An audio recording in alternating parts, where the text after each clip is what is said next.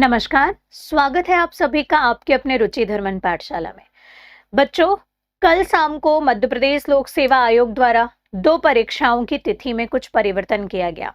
पहला, आपने देखा कि सहायक कुल सचिव के जो साक्षात्कार होने वाले थे, उन साक्षात्कारों को स्थगित कर दिया गया। दूसरा, मध्य प्रदेश लोक सेवा आयोग द्वारा आयोजित राज्य प्रशासनिक मुख्य सेवा 2022 की दिनांक जो है वो बढ़ा दी गई, जो 8 जनवरी 2024 से 13 जनवरी 2024 तक आयोजित की जाएगी। और उसके आपने देखा है कि प्रवेश पत्र को भी 1 जनवरी से लागू करना सुनिश्चित किया गया है आयोग द्वारा। कहने का तात्पर्य यह है कि आयोग ने अब एमपीपीएससी प्री जो है उसकी डेट को कुछ भी नहीं किया है, और एमपीपीएससी प्री की जो डेट है वो 17 दिसंबर ही सुनिश्चित की है। प्रश्न ये उठता है कि 17 दिसंबर को आयोजित होने वाली ये परीक्षा क्या अब स्थगित होगी, या अभी भी इस परीक्षा के कोई चांसेस हैं क्या कि ये 17 दिसंबर की जो हमारी तारीख है वो बढ़ जाएगी।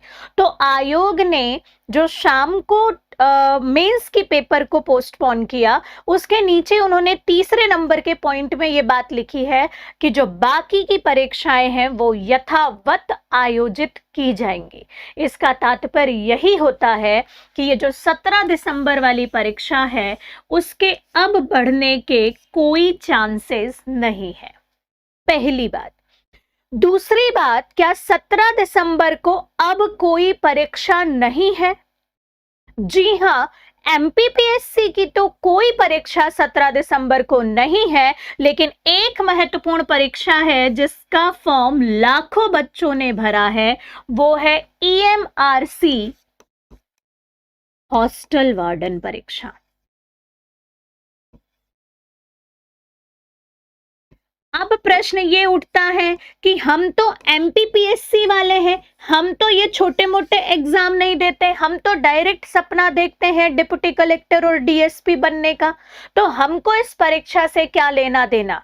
तो ये सामने देखिए, ये जो बात कही गई है, ये बात एमपीपीएससी मेंस और इंटरव्यू देने वाली बच्ची का कमेंट है कि सारे लोग पीएससी की बात कर रहे हैं, लेकिन इस परीक्षा की और किसी का ध्यान नहीं है। ये परीक्षा भी 17 दिसंबर को ही आयोजित हो रही है। तो इसमें से मैडम मैं कौन सी परीक्षा दूं? तो ऑब्वियस सी बात है, आप एमपीपीएससी मेंस दे चुके हैं, इंटरव्यू दे चुके हैं, तो आपको अभी भी मैं यही बोलूंगी कि एमपीपीएससी प्रीलिम्स की परीक्षा ही आपके लिए महत्वपूर्ण है। आप भी यही बोलेंगे। लेकिन आप मुझे ये बताइए कि क्या गारंटी है कि ये बच्ची फिर से सही समय पर परीक्षा को दे पाएगी? पहली बात। दूसरी बात, सही टाइम पे डीएसपी डिप्टी कलेक्टर बन जाएगी, या उसके पास एक जॉब सिक्योरिटी होगी? आपको ये लगता है कि एमपीपीएससी में एग्जाम फॉर्म भरने वाला युवा कोई दूसरा पेपर नहीं देता है क्या? बिल्कुल देता है। एमपीपीएससी का अभ्यर्थी पटवारी तक से लेकर कांस्टेबल तक के एग्जाम देता है, सारे एग्जाम के फॉर्म भरता है, क्योंकि अल्टीमेटली वो एक सरकारी जॉब चाहता है। उसको खुद नहीं पता होता कि एमपीपीएससी में उसके साथ क्या होने वाला है। ऐसे कई उदाहरण है, चाहे आप रोहित राठौर डीएसपी जी को देख लीजिए, मनीष धनकर जी पटवारी में चयनित हुए हैं, या फिर ऐसे कई एग्जाम्पल हैं जिन्होंने पहले छोटी जॉब से स्टार्टिंग करी, जॉब सिक्योरिटी करी और आगे गए, और ऐसे कई सारे एग्जाम के फॉर्म भरे, और भले ही अभी डिप्टी कलेक्टर बने हैं। तो क्या है, हम अल्टीमेटली चाहते हैं कि हमारे पास में जॉब सिक्योरिटी हो, और जॉब सिक्योरिटी के चलते हमने ये फॉर्म भी भरा है। और कोई भी जॉब छोटी या बड़ी नहीं होती, ये आप सभी जानते हैं। अल्टीमेटली एक जॉब सिक्योरिटी के चलते जब हमने ये फॉर्म भर दिया, तो प्रश्न ये उठता है, क्या एमपीपीएससी इसके लिए अपनी डेट को परिवर्तित करेगी? तो मुझे नहीं लगता। तो क्या ये अपनी डेट को परिवर्तित करेगा? May be possible. और अगर दोनों की डेट परिवर्तित नहीं हुई, तो दोनों ने 17 दिसंबर ही निर्धारित किया, तो किसी एक को चयन आपको करना पड़ेगा। आप देखें कि आप दोनों में से कौन से एग्जाम के लिए ज्यादा ललायित है या आपकी कौन से एग्जाम की ज्यादा तैयारी हो गई है? क्योंकि मुश्किल से 15 दिन बचे हैं। 15 दिन में आप दोनों को साथ में लेकर नहीं चल सकते, क्योंकि एक ही दिन एट अ टाइम आपका एग्जाम है और सेंटर है दूर दूर और पेपर होने हैं 2 प्रीलिम्स के। तो आप अगर चाहेंगे भी कि किसी तरीके से इसको मैनेज करके दे दे तो नहीं दे पाएंगे।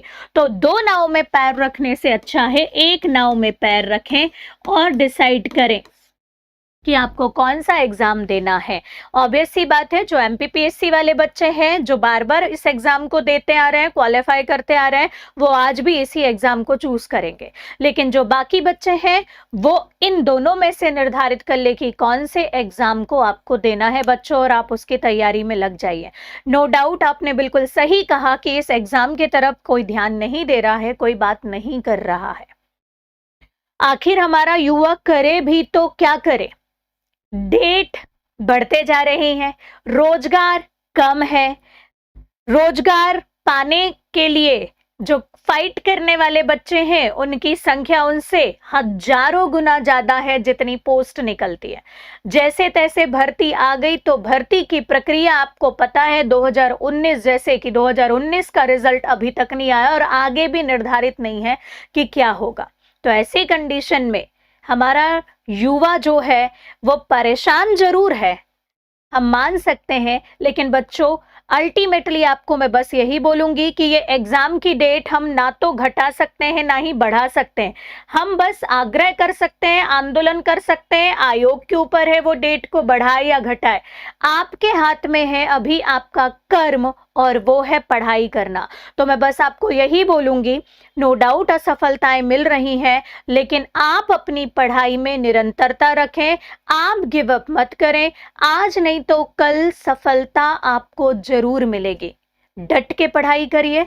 बहुत बहुत धन्यवाद। मिलते हैं एक और नए वीडियो लेक्चर के साथ में।